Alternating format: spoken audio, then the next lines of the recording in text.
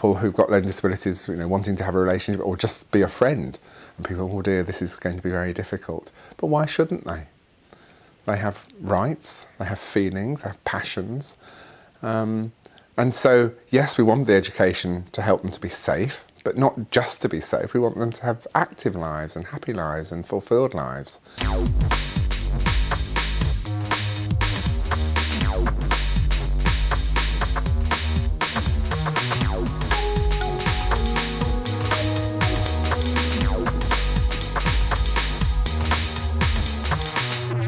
The Shepherd's School here in Nottingham caters for about 106 pupils with severe and profound learning difficulties. Could all the boys go to Sarah? Boys to Sarah? Stand up if you're a boy. Can the boys go to Sarah? Arus is not a boy, that's it. Right, boys to Sarah. Right. Can I have girls on this side? Come on then, that's it. And girls on this side. That's it. That's it. Boys on that side. And girls on this side. When I first came to the Shepherd's School, this was quite a long time ago, and we had just begun to do sex and relationship education sessions, and it was very difficult. It was quite embarrassing to say words such as masturbation, etc. We talk a lot about how do children learn. So we get people to think about their own learning. How do they learn about sex and relationship education themselves, and then think about the lives of young people with learning disabilities and where those gaps are, and therefore why the importance of providing more formal education within school. We run a lot of parent meetings, which we have for the last 20 or so years. And if I say in the last 20, 25 years, no parent has ever withdrawn their child. So first of all, I want this first exercise, how we learnt about sex and relationship education. I just remember it being just a giggly mess. Yeah. Sex education at school. Yes, it was all mostly about the actual act, not emotions and safety and all the other issues. It was mostly through like girly mags, the help columns and stuff. When I was sort of like 12 years old, about people who were like 16 and what to do about sex. The thing that's particularly good about doing it with our students is that you can see the real need for them to do it, and it's really important for them, as growing young women, that they are aware of certain issues and that they protect themselves when they are out there in the adult world. That picture of two hands together. Holding Holding hands. Where did we say that was? Did we say holding hands with boyfriend or friend? Friends. No boyfriend. Boyfriend, probably. Sometimes Lizzie hold it.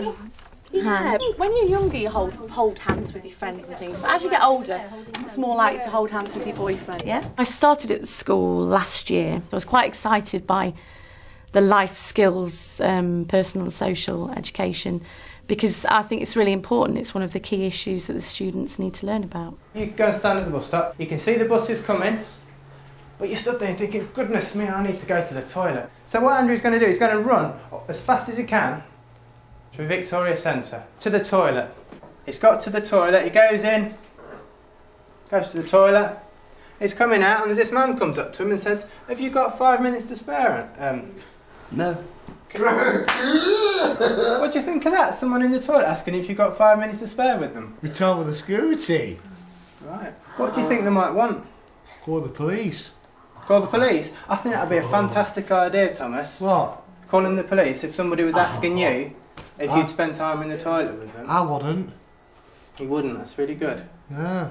As an NQT, I found it quite daunting to start teaching SRE to a group of sixth formers, but the school's particularly supportive, and there's a lot of material and a lot of very experienced staff that can support you. Adam, do you think that's a normal thing to happen, somebody asking you if you've got some time to spare with them in the toilet? Yeah. You do? Yeah. Do people ask you if you spend time in the toilet with them? No. No. No, they don't? No, they don't. I'm pleased about that. No. I'm very pleased about that. No. The actual sex act is just one very small part of this. If that's all it was, it would be very, very easy. This is about emotions, about behaviours, relationships, just the whole development of the body, respect and dignity. It's massive. It's a lifetimes programme that we're starting. We're sowing the seeds whilst they're at school, but this is a programme that needs to continue right throughout their lives. It needs to start young. It needs to start in the nursery. They need to know about their bodies. They need to know about valuing and dignity and respect and modesty. And they need to know about choice making. Action man. Let's have a look. Yeah. We actually devised our own curriculum, which is based on finding out about your body, social skills, sexual skills, but it's all on practical activities. You don't have to understand any language to be involved. Ronan, what do you think about this one? Shall I tell you what I think? No. I think it's a lady's head on a man's body. That's what I think, look. I think it's a lady's head on a man's body. Can I have a man? That's right. Can you give me a man, Arusa? A man, good girl, Arusa. Can you give me a man, Nathan? Nathan, okay. Thank you, Arusa. Could you give me a man, Harley? Thank you. Ben, sit here next to me. Harley, is it a You're girl right, or a Sophie, boy? You're right there. Is it a girl? That's good. Yeah, it's a girl. This isn't something you're going to do in a term, or in some cases, we only do this in year 9 or year 13 or something like that. This is ongoing and has to be constant. So certainly looking at the body, the development of the body. Am I a boy? Am I a girl? Hugely important. We're going to have to wash them to make sure they're clean. No! Aren't you going to wash yours? They washed them because we hoped that this would help them to pay more attention to the different details on the body, which some people did wash the specific parts of the body, which we were quite pleased about.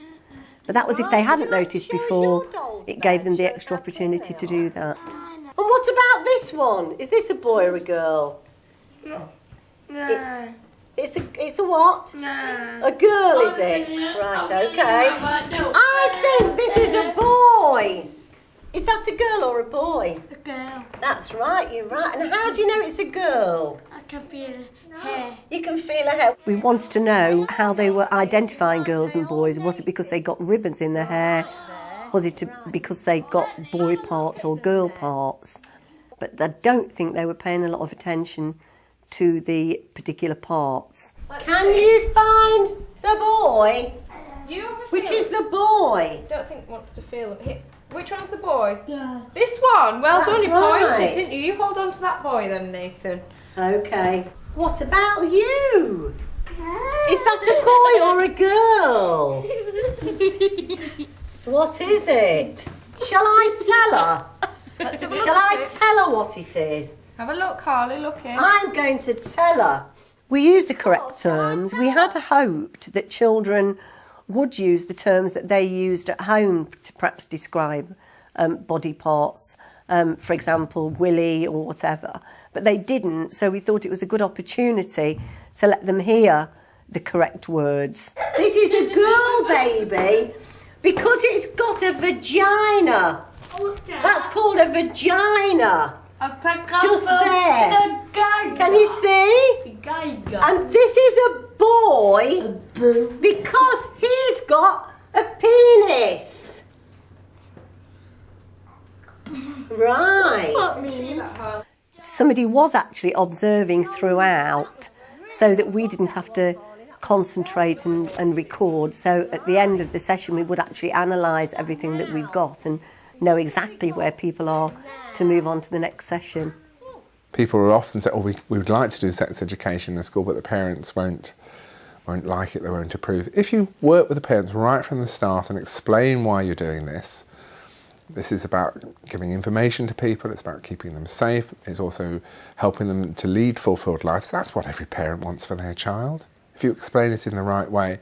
And actually, of course, a lot of the work we do in sex and relationship education is so broad. It's about living. Do you think having meetings with school and are helpful, like we are today, sort of that opportunity to talk with other parents? It's helpful because I think as a parent it makes you feel more confident to tackle any issues you may come across at home. And you're not sort of going blind. Yes. These things have been discussed, so it gives you that bravery to challenge something that you might come across with your youngster. Parents have mostly been really, really positive about what we're doing, partly because the students themselves are very positive about what we're doing, and so they go home and talk about what we've been covering. We always ensure that parents know what we're doing because they see the students themselves going home and talking about things, or just in general becoming more sort of confident young women with greater self-esteem, which is what this group really is all about.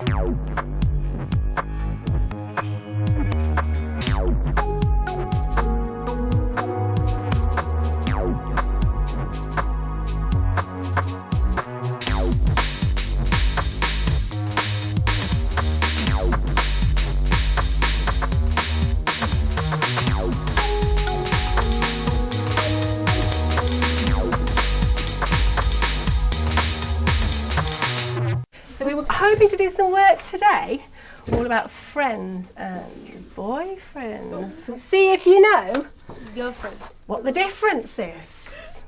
Any more guesses at some of the things I might have in here you might do with your friend or your boyfriend? And sleep in my house. Sleep at your house? That's really good. I think I have got one about a house here. I haven't so much got sleeping at a house. I've got going to a house. Someone's house. Going to someone's house. I think if you were to ask many young people, and indeed adults with learning disabilities and indeed other disabilities, do you go for tea at other people's houses? Are you invited for sleepovers? And generally the answer would be no.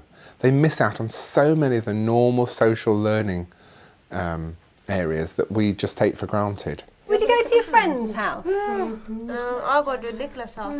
Yeah, so you go to your friend's house. Would you go to your boyfriend's house, Jennifer? So you might go to your boyfriend's house and you might go to your friend's house. Should we put it in Most of the learning we had around sex and relationship was not what we had at school. It's about what we learned from our friends, what we were able to read, what we saw on the television. If you can't read, if you can't distinguish what's being said on the television, if you don't have those opportunities to go for sleepovers and whatever, where's your learning coming from? How important, therefore, it is that the schools provide that education. So, me and Patricia, imagine I'm setting the scene. We're out on the schoolyard, okay? And we're friends, right? Yeah, Patricia? I'm fine, I'm a bit tired today. They didn't sleep very well last didn't night. you? No, not really. Hey, guess what happened last night? What? My mum came in and she said that you can come and stay over. Really? I asked her about it on Friday. Really? I really want to go and stay at your house. That would be fantastic. You're a really good mate of mine, you know. Yeah, I really like spending time with you. Yeah, I really want to go and do stuff with you. And that's really good. I really like talking to you. Anyway, so I'll see you in a bit, yeah? Yeah, that's fantastic. See you later See then. ya. Okay, Bye. Bye. What was I? Was I being a friend or was I being a boyfriend? Boyfriend. I was being a friend, right? What sort of things was I doing as a friend? What was I talking to Patricia about? Girlfriends. Like TV. Like sleepover, yeah. Yeah, we want to go out to each other's for tea. Was I touching Patricia anywhere? Yeah. No. On the breast. Was I touching her there when I was doing that? No, because I was being a friend, okay? Out on the yard again. It's Mary, it's Patricia.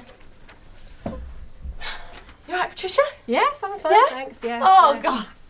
Missed you. Missed you as a mate. Yeah. Anyway, you had a good night last night? Yeah. I stayed in. Yeah. It was quite good. Yeah. Oh, that's good. Yeah. You've got such nice legs as well. I really like that. Yeah. Oh, you're gorgeous. Look at your hair. I really like you as a friend. You're dead nice. We're best mates. We are. I'm not sure. Yeah.